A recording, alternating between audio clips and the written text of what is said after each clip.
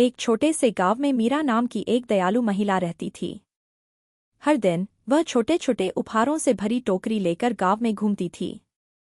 ये उपहार बहुत ज्यादा नहीं होते थे, बल्कि रंग-बिरंगे कंकड़, हाथ से बने कंगन या लकड़ी के छोटे छोटे खिलौने जैसी साधारण चीजें होती थीं।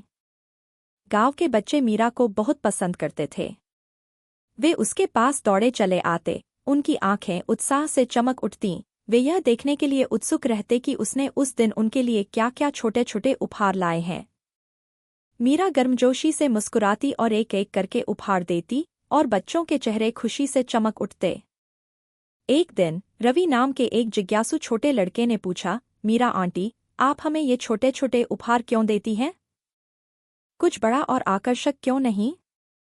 मीरा रवि के पास घुटनों के बल बैठी और धीरे से बोली, रवि, ये छोटे छोटे उपहार इसलिए खास हैं क्योंकि ये हमें जीवन में छोटी छोटी चीज़ों की सराहना करने की याद दिलाते हैं। हमेशा बड़ी, चमकदार चीज़ें ही हमें खुशी नहीं देती।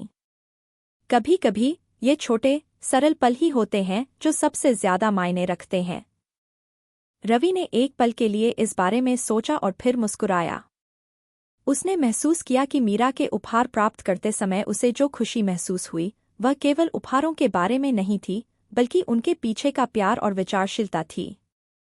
जैसे जैसे साल बीतते गए, बच्चे बड़े होते गए, लेकिन वे मीरा की सीख कभी नहीं भूले।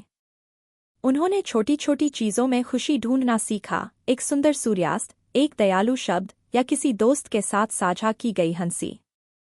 और उन्होंने भी अपने बच्चों को यह ज्ञान देना शुरू कर दिया, यह सुनिश्चित करते हुए कि गांव हमेशा जीवन में छोटी छोटी चीज़ों को महत्व देना याद रखता है।